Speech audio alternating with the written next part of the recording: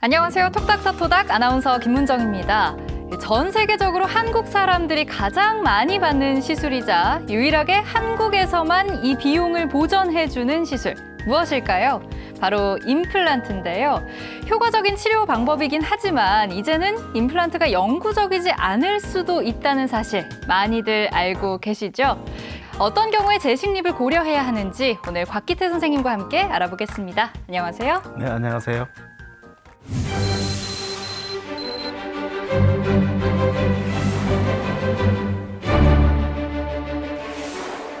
이 임플란트, 이제는 보편적인 시술이 되긴 했지만 아직도 이 비용과 소요 시간 때문에 부담을 느끼는 분들도 참 많을 겁니다. 특히나 큰맘 먹고 했던 시술인데 다시 해야 한다면 크고 작은 걱정들이 참 앞서게 될 것 같은데요. 선생님, 어떤 경우에 이 임플란트 재식립 고려해야 하나요? 네, 사용 중인 임플란트에 음식물이 끼거나 혹은 염증으로 인해 흔들리거나 빠지는 경우가 종종 있습니다. 이런 경우 임플란트 주위염으로 진단을 하고 제거한 후에 재수술을 하게 됩니다. 제가 서두에도 잠깐 얘기를 했는데 예전에는 임플란트를 영구적으로 사용할 수 있다 이렇게 얘기를 했지만 요새는 임플란트를 한 지 10년이 지나면 재수술을 해야 한다 이런 얘기도 들려오거든요. 어떤 말이 맞나요?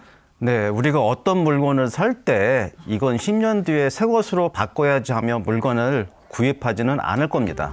임플란트도 마찬가지로 사용하는 분의 구강위생 정도와 전신질환 관계를 고려해야 하고 또한 정기적으로 치과 검진을 잘 받는다면 사용 중인 임플란트 수명은 10년을 넘어 오랜 기간 사용이 가능합니다. 그래서 시술 후에도 꾸준히 잘 관리를 해주는 게 중요할 텐데 다양한 이유로 임플란트를 재식립하는 경우도 생긴다고요. 주로 어떤 불편함이나 문제 때문인가요? 제가 준비해온 사례가 있는데요. 이 환자의 경우 오른쪽 아래 부분을 보시면 끝에도 두 번째 임플란트와 세 번째 임플란트 사이가 어떻습니까? 제가 지금 사진으로만 봐도 간격이 좀 많이 벌어져 있는 것 같거든요. 네, 잘 보셨습니다. 그렇다 보니 음식물이 많이 끼는 상황이었고 마지막 임플란트는 뼈가 거의 녹아내려 임플란트 주위염이 매우 심한 상태였습니다.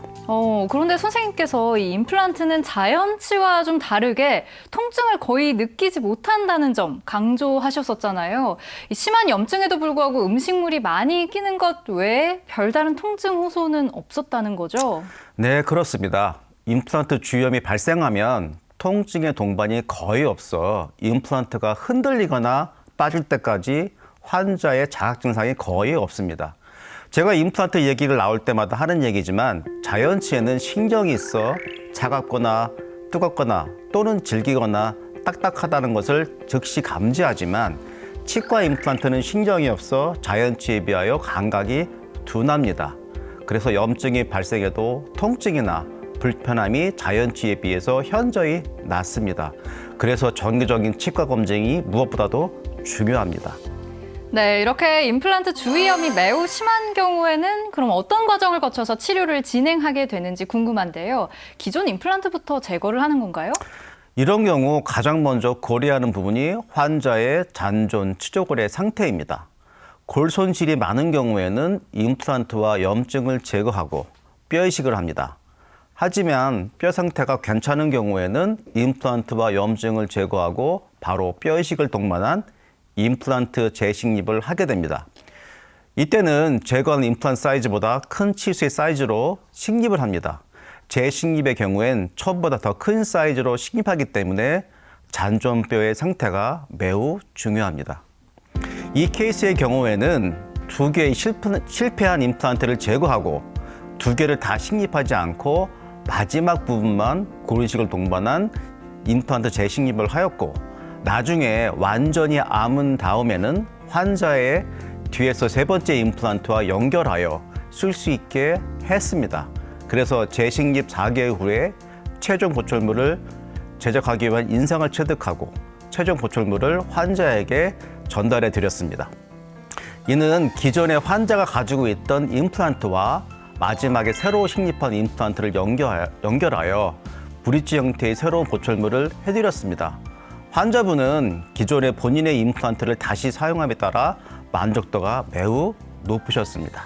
만약에 전반적으로 구강 상태가 매우 좋지 않은 상태라면 임플란트 재식립이 환자나 혹은 전문의 모두에게 굉장히 부담스러운 시술이 될 것 같아요. 네, 그렇습니다. 치아 상태가 좋지 않아 많은 돈을 들여 임플란트 시술을 받았지만 그럼에도 임플란트로 많은 고생을 한 환자 사례를 한번 소개해드리겠습니다. 김문정 아나운서가 보기에는 이 환자의 상태가 어때 보이시나요? 네, 제가 전문가가 아니라서 단언하기에는 좀 어렵지만 이전부터 선생님께서 사례들을 좀 많이 보여주셨었잖아요. 이분의 경우에는 이 잇몸이 좀 전반적으로 내려앉은 것 같은데요. 네, 맞습니다. 이분은 내원 당시 염증이 매우 심각해 저작 기능을 거의 못하는 상태였습니다. 또한 관리가 안 돼 부러진 임플란트가 보이죠? 예. 잔존 치아도 심각하게 흔들리고 있었고요. 무엇보다 다 빼고 틀니를 해야 한다는 권유로 인해서 정신적으로 충격을 받은 상황이었습니다. 그러니까 수년 전에 임플란트를 했는데 이게 다 소용없고 틀니를 새로 해야 한다. 이런 얘기를 들었다면 정말 많이 당황했을 것 같은데요. 이런 경우에도 재식립 가능한가요?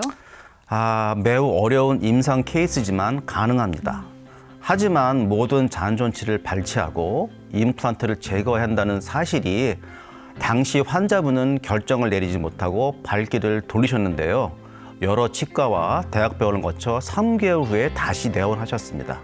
그 사이 상태가 더 악화되어 심한 통증을 호소하셨습니다. 당일에 바로 응급으로 잔존치 발치와 염증이 심한 모든 잔존 임플란트를 제거하고 뼈 이식과 임플란트를 재식립을 진행하였습니다. 총체적 난국이라는 게 이런 사례를 두고 하는 말일까요? 문제가 되는 위쪽 치아들의 경우에는 임플란트 시술이 좀 더 조심스럽다고요? 네, 그렇습니다. 환자의 엑스레이 사진을 보시면 상악의 구치 부분에는 상악동이 위치해 있습니다.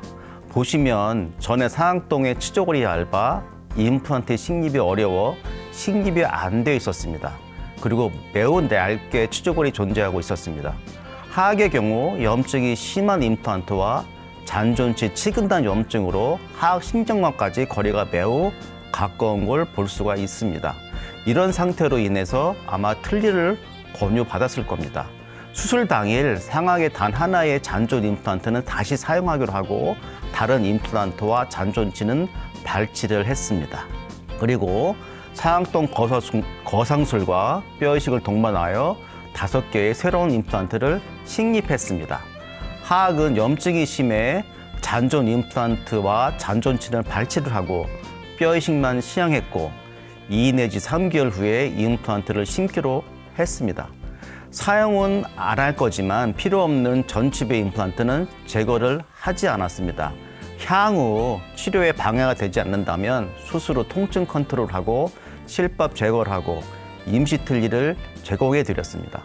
이렇게 심한 경우는 수술 후 안정이 매우 중요하고 음주와 흡연을 하면 안 된다고 환자에게 주지시켜야 합니다. 그 후 2개월 후에 하악에도 임플란트를 식립하였습니다. 네, 응급이었던 만큼 생각보다 빠르게 식립이 이루어졌는데 선생님, 잇몸 안에 임플란트는 제거하지 않고 그냥 남겨둬도 괜찮다고요? 네, 괜찮습니다. 깨끗한 임플란트는 뼈 속에서 염증 반응이나 문제를 일으키지 않아 그냥 잠재워도 됩니다. 하지만 염증으로 인해 뼈가 녹고 외부로 노출이 되고 나면 음식물이나 치태, 치석에 의해 오염이 되고 계속해서 골 손실이 일어납니다. 오염된 임플란트 표면은 소독을 한다 해도 다시 골 유갑을 할 수 없기 때문에 다시 사용할 수가 없습니다. 제거도 할 수 있으나 환자의 통증과 전신 상태에 따라 치료를 진행했습니다. 또 다른 사례도 준비해 오셨죠? 네, 이 환자의 경우는 상악은 어금니가 없고 하악은 10개의 임플란트 그리고 치근단 염증이 있는 잔존치 하나가 남아있는 상태입니다. 제가 보니까 이 맞물리는 어금니가 없어서 아래쪽 임플란트가 제 기능을 못했을 것 같은데요. 그러면 이분은 그동안 앞니로만 음식을 씹은 걸까요? 진짜 좋은 지적입니다. 사진을 보면 위쪽 앞니의 길이가 상당히 짧아졌죠.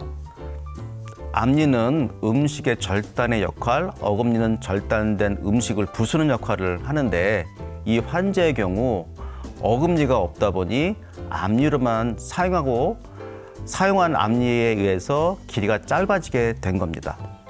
그렇다면 선생님께서 이후에 어떤 시술을 진행하셨을지도 궁금한데요.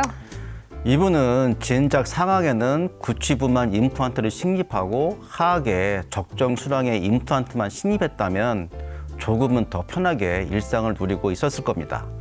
수술을 통해 당일 상악과 하악의 모든 잔존치와 임플란트를 제거하고 새로운 임플란트를 식립했습니다. 환자의 잔절곤 상태가 좋아 바로 식립이 가능해 몇 개월의 불편함을 덜 수가 있었습니다. 환자분은 계속해서 앞니만 사용해 하악이 앞으로 나오는 경향이 있었는데요. 재식립 이후에 임시 틀니를 쓰면서 정상교합으로 만드는 과정을 거쳐 정상교합을 완성했습니다. 네, 다양한 의술의 발전 가운데 특히 치과 진료는 이 사람의 수명과도 직접적으로 연결되는 음식 섭취를 가능케 했다는 점에서 그 중요성을 가늠해 볼 수 있는데요. 귀찮다고 치과 검진을 미루거나 혹은 저렴하고 빠른 처치만 강조하는 곳을 찾으셨다면 오늘 이 시간을 통해서 한 번 더 신중하게 고민해 보시면 좋을 것 같습니다. 현명한 선택의 길에 저희 토닥이 늘 함께하겠습니다. 다음 시간에도 유익한 의학 정보로 인사드릴게요. 함께해 주신 여러분 고맙습니다.